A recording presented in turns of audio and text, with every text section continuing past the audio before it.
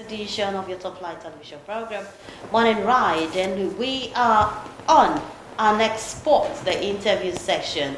And at this point, we're going to be looking at the hashtag end governance protest that had just come and gone.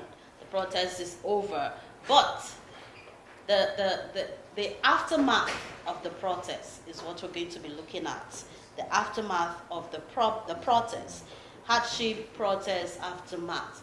And joining me this morning is the Mr. Tola. Mr. Tola Ademishogbe is the SA to the Governor on Community Development. Good morning, Mr. Tola. Good to have you. Good morning. Good morning, viewer. All right, so we are looking at the protest that has come and gone, even though the president came out at some point. I think before the first day of the protest, asking for Nigerians to give him more time to look into their demands and know how to sort them out. But most Nigerians insisted that no, the protest has to go on so that the federal government, the president will know that yes, this thing is biting hard on us. Because if we pipe low, they will not take us serious. So they went ahead and had the protest. And on the first day of the protest, we saw what happened, especially in Kano State. We saw the looting that happened, the youth coming after military men, chasing them off the grounds, the state library that was, or the secretariat that was looted. So many things happened, not only in Kano State, even in Edo State. Some palliatives that were kept, people, different things just happened during the protest. Now, how would you rate the protest? Do you think that the main aim for that protest was achieved? Did they really send that signal? Did they send that message to the president that this is what Nigerians are going through? Or they ended up spoiling things or making things worse for the country? Yeah. To be candid with you, the protest, before then I did mention it somewhere, and I said, that is not the right thing to do. Okay. I did advise that the youth should engage the government constructively, not going to the street to discover. I knew that would be the result of that protest.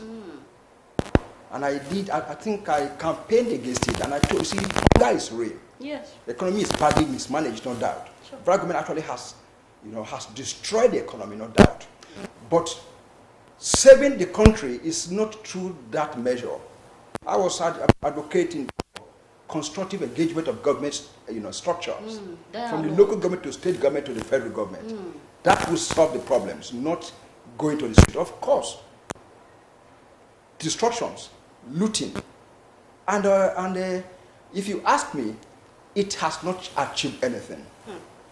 They had actually written the statement they meant, and they have actually nailed the matter on the head by saying, this is our demand, this is what we want. And government have actually heard them loud and clear.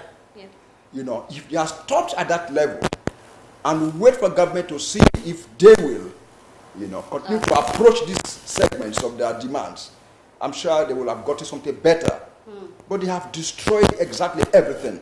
One, it will cost the government, serious amount of money to put those things back to normal. Okay, and you see, you could remember what happened in Delta State some years ago during the NSAS, protest, 2020. It cost the state no less than 3 billion to fix those things back. Okay, you are looking for 10,000 naira, and you come with 400,000 naira. So you remove from it, and you're going to be at a deficit, and so. You see, I don't know actually what must have informed. Of course, you should know, generally, not even here alone, even in America, even in Britain, usually protests of this nature have been hijacked. Especially reactionary protests. Because this is what they call reactionary protests. Okay. And it's because it's reactionary, the other segment of society that are having a divergent view or having ulterior motive, negative perspective, and they will hijack. And it will boomerang, and it's going to cause more damage, harm to the society. So they have not achieved anything. So what do you think is the message now? Or what message do you think now that the government received from the just concluded protest? And how do you think it will influence future policies that the government are going to be making? You see, what the protest has just done, like I said, is what has been said before the protest itself. That they are, you see, if you say for further, it has already been said, and government is already aware. Mr. President has actually mentioned that, oh, I'm aware of this thing. I'm working towards it. And I'm going to fix, yes, I'm going to fix these anomalies. I'm going to restructure this thing. And it brought up some answers to these questions. Yes, you know, and some of those things are quite enormous. That cannot be done in a day. Some of that will require, you know, months, years. You see, some of them are what we call a strategic application of, you know, to you know, not immediate solutions. And so, of course, I believe that government have heard clear, and they will. I believe they will. You know. Okay, you said you believe the government have heard clear. You know, during the protest, in the course of the protest, the president Tinubu came out to make a speech, and then he said so many things. You know, saying that the money the money he will use, or the federal government will use to replace those things that have been spoiled by the protesters, is going to cost a lot. And he urged everyone to halt the protest, not to continue with the protest, but to put it on hold. But people did not listen, because after that speech, people still went on to protest. Now, some persons came out to say, oh, the president did not say what we wanted to hear. He did not meet our demand. What he was saying was just selfish, you know. He did not meet our demand. So how would you assess the government's response now to the protest? Was it really effective, dismissive, or is it just in between? Did it really, you know, Mr. President actually spoke, and I think I listened to him. Yes. And I read through too.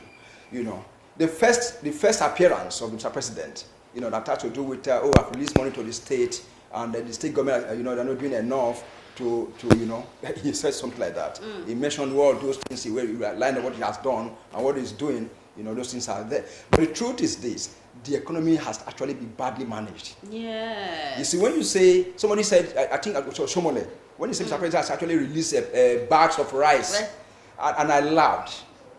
During PDP government. Yes. But Tinubu, I mean, your president never need to release any bag of rice to anybody. It was cheap, it was highly affordable. Even every 3 officers can buy a bag of rice.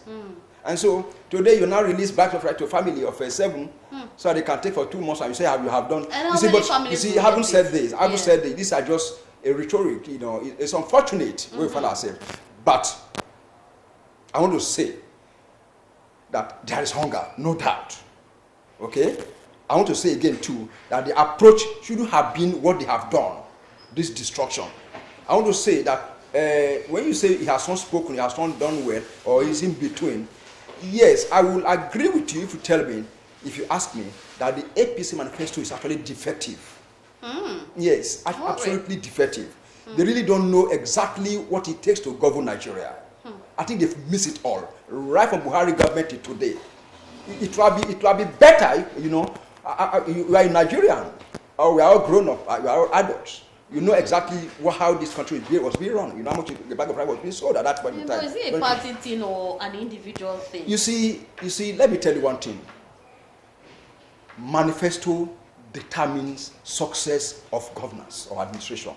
Okay. That's what they call working plan. Yes, you must have a blueprint. Yes. You must have a manifesto that will guide your interpretation, your policy interpretations. Yes. And you see, it will snowball into negative or positive outcomes. Yes. What you saw, what you have seen today in this government, you know, from the Buhari to Tinubu, is absolutely a poor manifesto that has not a place for the masses. But manifesto can change if they see that it's not going in line with what Nigerians want. Can't they change it? That's what they call organizational culture. When the organization is known for this culture, it's actually a very difficult thing to change culture. Oh. It's like individual home, like your home, your individual home or community. Culture is a very serious matter. People look at culture, from mere, just like a pattern.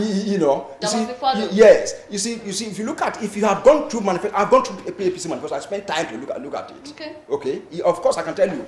I think article, what is it 4? I don't know, but it's absolutely anti-human. You see, when they say when Tinubu has not spoken, people expect to come out and say, "Oh, I reduced fuel by 200 naira." Okay, people expect that. I thought they would say that.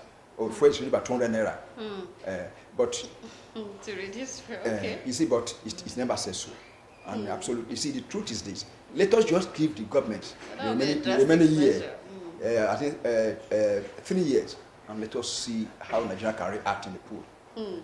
Okay. So now, do you think that the protest could pressure the government to prioritize economic reforms? What areas? Reform. It is not. You must have something to reform, first of all. You see, the protest has further. You see, when you protest and you did not get, and your protest don't make sense or they don't have impact on what you are driving at. No result. You only harden the mind of the person there. Yes. You see, I doubt. Okay. I doubt. You see, because you are further hardening the mind. If you look at the statement of ministers, yesterday I listened to Shomole. The other day I listened to, if you look at these various persons, in that episode there, you need to look at their statements. It shows one thing, that their heart has further hardened, that they are not likely to make any change. Their manifesto, their guiding principles is faulty. So they need to go back to their manifesto. It has to be restructured before they can get it right. Okay, so now let's look at social media. When we do things, we look at the social media. They are just like the kerosene on the fire, already burning fire.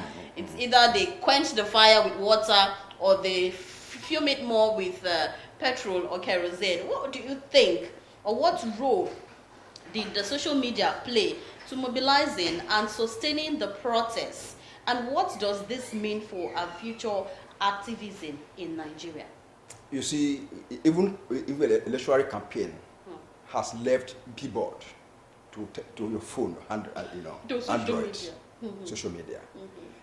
Basically, the coming of telephone and the social media platforms across the world has come to redirect attention of governors, attention of all things, including these protests, whatever. And that is why it's quite unmanageable. Because social media can actually add more fire. And that's exactly what you have just seen. Okay. For instance, when I think the first day, 2 persons were killed somewhere around Borno State. The first day of protest. The first of the protest. It's not something perilous, because it was that moment that Abuja took fire. Went on fire. That's the moment you start to hear of Jos, why? Because of the ease with information are being disseminated. And of course, if you ask me, it comes with its own goodness and badness too. It comes with its own advantage and disadvantage. So, government really need to.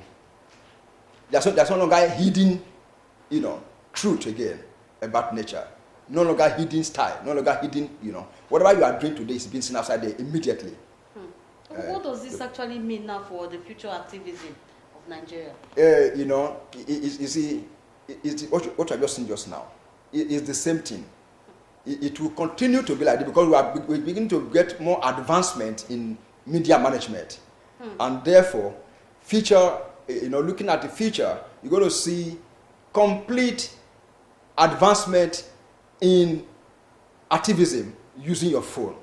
Yes. Yeah, you can cause chaos even while on your bed by sending. There was a time I was going through something. It was on Facebook, and I saw a post that said something. I forgot that something, and I was worried. I tried to reach the other person in Lagos. He said it's not true. That was phone. And so also, you see, this social media, this recent protest was actually being fueled by the presence of social media. The WhatsApp, the Facebook, the Twitter, the two actors, the government side bringing in their own. For instance, Mr. President's speech got leaked almost 24 hours before he presented it. It was to be 7 o'clock in the morning. But at around 6 p.m. the previous day, it was everywhere. Social media. If I got it, that means that there's a loophole even in government. It is, yeah, that's the power of social media.